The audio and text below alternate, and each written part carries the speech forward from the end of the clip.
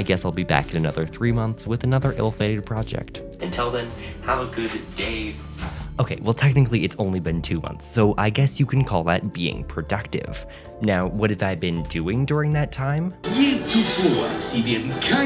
wasn't watching German infomercials for the whole time. Just some of it. Are you saying yes to the dress?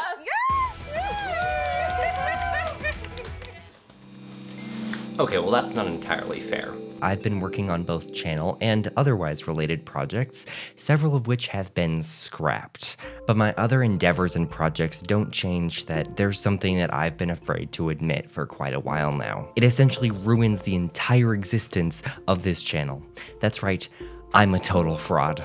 Despite being called a diskette kitchen, absolutely none of my videos have had anything to do with kitchens, cooking, or food whatsoever. And so in today's video, we'll put the kitchen in diskette kitchen and attempt to cook a meal, only with a computer.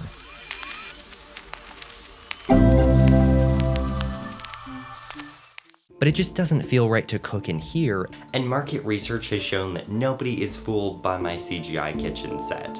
Although I also think it doesn't help that it's pretty obviously a modified Blender 3.5 splash screen. Additionally, my apartment's kitchen has way too much echo, so it's time to do something that I rarely do: some shooting on location.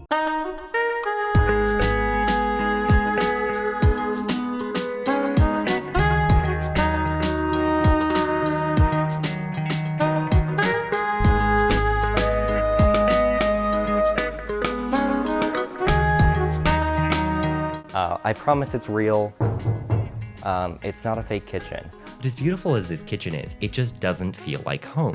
So I need to fix that with some quick decorating. Okay, that feels much better. It's feeling more and more like the actual studio every second. Now we're ready for part 1 of this grand experiment, figuring out which computer I own that can get the hottest. Because my eventual goal is to cook an egg. And eggs coagulate between 62 and 65 C. So that means that, partly for food safety reasons, we need to get as much heat as we can get. I will not be giving anyone salmonella with my computer cooking, least of all me. Now, I used to have no issues getting this 2020 Intel MacBook Pro to 80 or 90 C when I attempted to edit video on it. But given that I'm not willing to sacrifice this computer for just a possible experiment and risk frying it, I'm going to have to use a desktop CPU. Additionally, the CPU dies on laptops are obviously pretty small and they don't have an integrated heat spreader, so it wouldn't be very viable for any kind of cooking surface anyway. Now, my original plan was to use one of my 2 Pentium 4 systems, due to their reputation for excessive heat. But I've been having issues around both of their IDE hard drives, and even my beloved hard drive store doesn't have any spares. Another option would be a PowerPC G5 Mac, because those also got pretty hot, but I only have an iMac G5, and it has a rather inaccessible CPU, and I'm a little bit worried about running it with the back off. So we're gonna have to use something just a little bit more modern. Luckily, after looking through my closet and shelves, I've got plenty of options, so here's our contestants.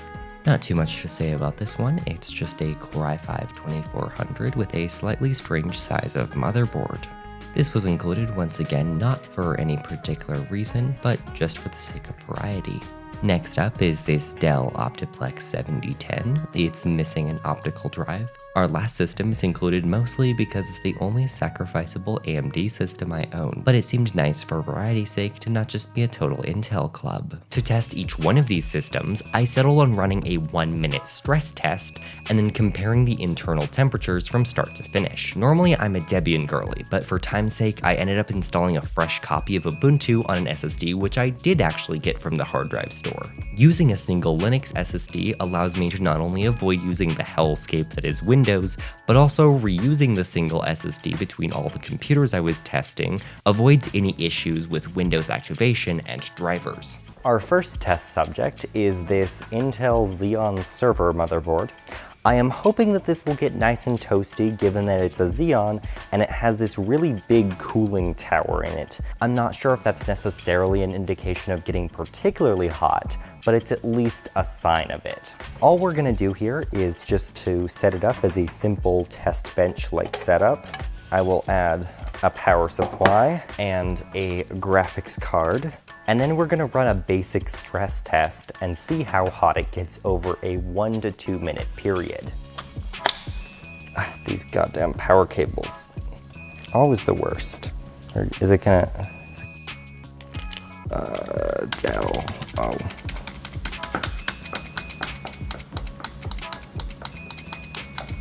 Well, this one just doesn't seem to want to boot. It's stuck on this screen, and I've tried quite a few things, so I guess next computer. These separated power connectors, especially for the main motherboard power supply, need to be illegal.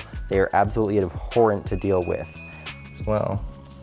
And it seems like for some reason Ubuntu does not have a built-in CPU temperature, so we're gonna be using LM sensors. We do have to install that. So we can see that our CPU cores are at about 30 degrees Celsius right now. This is pretty normal, so we're gonna run a stress test, and then we'll time it over a certain amount of time to see what it gets up to. Now we'll run the stress test for 60 seconds. First, let's get a baseline score of how hot our CPU is running right now. We'll just do sensors again, and we can see that our hottest core is at 36 degrees Celsius. This command will run a stress test with 4 CPU cores for 60 seconds. The test just finished, and it looks like we're topping out at about 47 degrees Celsius. Now remember, this is just the internal temperature. It will be a little bit cooler on the outside, but it gives us a good idea of what might happen. We can now shut down this test bench and do it all over again with the next one. After some thorough testing, which wasn't particularly interesting to watch, and where some of our test subjects failed to boot entirely, we finally arrive at the AMD Athlon system. It has this kind of terrible laser cut case, you could call it, a weird power button that does light up, but not in a fun way, and it was never really that good. So let's see how hot it gets. It is, I believe, an earlier Ryzen or Athlon, which may be good for it in this case. It does have a power supply down in this basement area, but it would mean I would have to open it up in order to plug in my SSD, so I'm just going to run it off of the other power supply we've been using. This is a total shit pile mess. I forgot about this god-awful RGB. I believe this motherboard, it was of course used, and I think it came with this weird off-brand RGB cooler. Insist on ultra durable. Well, I believe the last 2 motherboards that didn't work were both Gigabyte. All right, we'll just run sensors again. So we topped out at about 64 degrees Celsius, which is definitely the hottest that any of these have gotten. So it looks like this is our winner. After determining that the AMD Athlon system was producing the best heat, I got things ready to actually cook, clearing everything else off the bench and properly installing the SSD instead of the case so we don't have to use an external power supply. We can also now get a continuous output from the sensors command, which will give us basically a live view of what's happening. So I think that'll be quite useful. Let's also reveal our wonderful cooking implement for this, because it's been here the whole time, but it's so small you probably didn't notice it sitting on the counter behind me. It's the cutest little frying pan you've ever seen. For reference, our gamer RGB fan. I chose this because I thought it would hold heat relatively well in case the system just starts thermal throttling too quickly. Also because it's very cute and it would fit on top of a CPU nicely enough. It is a genuine Lodge branded one. I don't know where this came from, but it's wonderful. With that, I think we can basically just pop off the CPU cooler and start taking a look. I also have the thermal camera here, so we can see how quickly the frying pan is heating up, as well as the actual temperature on the outside of the CPU, because while this watch command is helpful, it also won't tell us how hot the surface is getting, let alone how hot the frying pan is getting. Unfortunately, the thermal camera doesn't like to record, so you'll just have to watch it through the second camera and put up with that, because it's what I'm seeing too. So deal. I think we can just go ahead and carefully pop off the CPU cooler. I will go ahead and unplug it first. We then just have to push this lever and it comes right undone. We can see the immediate temperature increase in the sensors, and let's take a look-see with the thermal camera. It looks like that previous temperature is relatively accurate, although this thermal paste might be slightly skewing results. It really is cute. This looks like a miniature stove here. It is already getting hot, which is a good sign. Our core temperature is slowly ticking up, just slightly transferring to the pan. It's certainly not getting like hot, but it is noticeably warm to the touch. I would not want to be touching the actual CPU right now. I think it's good that there's this frying pan. And it also should be keeping it from totally thermal throttling for now, because it's eating up some of the heat. It's bringing all the pigs to the yard, but just on one CPU core. And our pan has gotten warmer in that time. And it's shutting itself down. Oh, that's not great. I guess it's a good thing in the case of the computer isn't frying itself.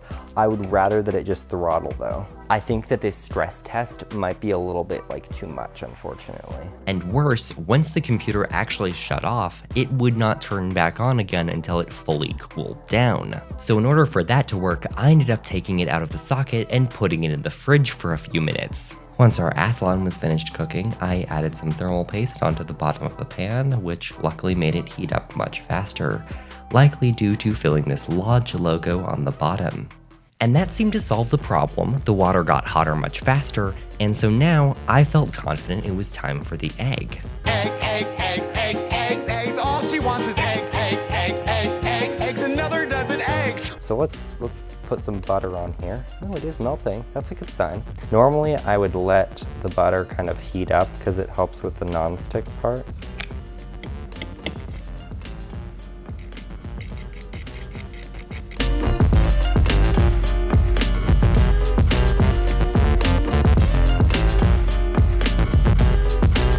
Over time, the egg started getting goopier and goopier. I really am Gwyneth Paltrow over here. The progression was going quite slow. So while we wait for that egg to cook, let's hear a quick message from other Ren. So if you've ever watched my channel throughout both set iterations, you've probably noticed the wonderful lanterns in the background. And these have been in development for the past couple of years. And in fact, that means that there's one in basically every room in our apartment. And after all of that development, they're now available for purchase. You can get them in both pre-assembled, as a kit, and just as design files if you have access to a laser cutter yourself and are feeling crafty. And each one of these patterns and lanterns has a somewhat unique story of their own about how they were originally designed. So if you want to learn more about that, you can click at the link in the description or head over to disketkitchen.com. And if you do decide to purchase one, it helps support the channel and lets me keep creating cool things. Thanks again, and now, back to eggs. Eggs, eggs. Eventually, after seeming like it was just never-ending goop, I finally started getting little bits of eggs on the sides and bottom of the pan. And finally, we had something resembling a cooked egg.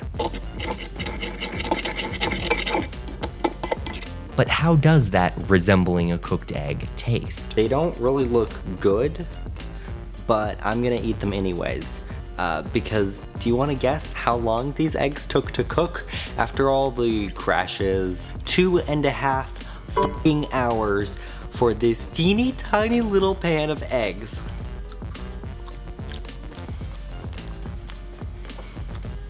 Yeah, I mean, they're bad eggs. They're not cooked very well.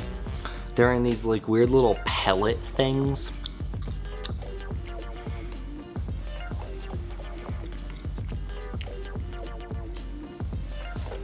They also have the problem of a lot of like hotel style eggs where they end up being like supremely runny and wet in just these really specific little pockets. You get like normally cooked egg and then like pocket of wet. Yeah, 0 out of 10 would not recommend cooking an egg like this. From a time and quality perspective, the edge little crusty bits that got on like the walls of the frying pan are slightly better simply because they are all the way cooked. Luckily, because I had vastly underestimated the amount of time the egg would take to cook, I had already prepped an extremely cute little grilled cheese sandwich. Well, actually I had prepped 2 extremely cute little grilled cheese sandwiches to avoid wasting any bread, but even just one of them getting cooked would be a nice victory. So after I had cleaned out the pan, which wasn't particularly easy due to the crusty egg bits, I powered on the system and added a new piece of butter, followed by the sandwich, to the pan. Thankfully, to my relief, the grilled cheese cooked much faster. It got lovely and toasty in just around 20 minutes. Now, this is still quite a while. If I used a pan, I could have just as easily made a grilled cheese in a third of that time, but it's certainly less egregious than the egg. Well, this is definitely going to be the tiniest grilled cheese I've ever eaten. Usually they're bread-sized, but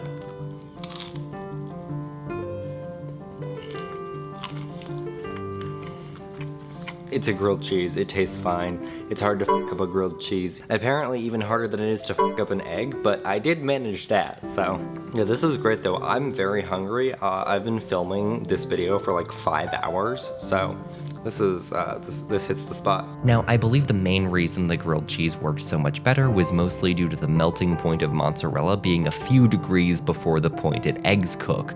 But was it worth it?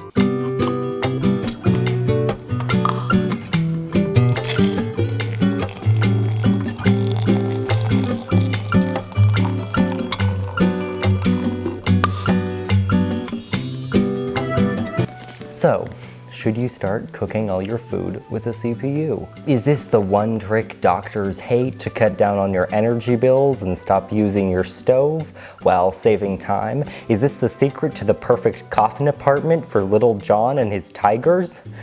Well, no. This is probably the most inefficient way you could possibly think of to cook anything. It took 2.5 hours to scramble an egg. Meanwhile, during that time, my computer crashed 5 to 6 times, and that's just not sustainable. And that's especially terrible given that I had nothing else open other than a terminal to monitor temperatures. I will say, the grilled cheese was pretty good, but that was only really because I had been filming for 5 hours straight. So, no, you obviously shouldn't start to cook your meals like this, but it was interesting nonetheless. Now, while writing the video, it is important to mention that I did consider using a GPU in order to keep the system going, and to provide some extra heat given they usually get a little bit hotter, but there's a couple problems with this. First off, they aren't designed to have user-replaceable coolers or like processors do, so graphics cards don't have an integrated heat spreader. That's the aluminum section directly on top of the CPU die that makes contact with whatever heatsink you have with thermal paste. It's meant to obviously spread out the heat a little bit, making the cooler more efficient, but also to protect your CPU die a little bit. Since graphics cards are not meant to have their coolers removed, that's obviously not a thing, but I'm entirely relying on having that IHS on there in order to make good contact with my pan and spread out the heat. More pressingly though, and the reason I didn't even bother trying it was just due to graphics cards generally being more fragile. They often get much hotter and much faster, and they have less of a thermal failsafe where it can just shut down the whole system. So it's more likely for a graphics card to just totally burn itself up than it is for a CPU. And generally, I just don't have as many GPUs as CPUs lying around that I'm okay with dying, and so it seems like this is an experiment that may have to wait for another day. I guess let me know if you want to see that specifically. In the meantime, I found this quite interesting, and if you'd like to see more experiments like this, or something else entirely, let me know. Additionally, I'm curious to see what people thought of this somewhat less scripted live walkthrough style of video. I had mixed feelings about producing it, so what do the people think? If you happen to know someone else who might find this video interesting, then maybe give it a share. It's very helpful for the channel, and even if you have no friends, sharing this video to any form of social media will help more people see it by signaling YouTube of its alleged quality. Be sure to check out lanterns and kits at the link in the description, and with that, thanks for watching, cheerio.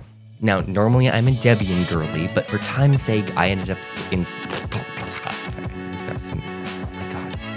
Okay, now I play a fun game called Is the Camera Still Focusing on Me? Looks like that's a yes. Oh, it would help to plug in the SSD. Dumbass. Cheerio. Thanks for watching. Ah, that's so fucking stupid.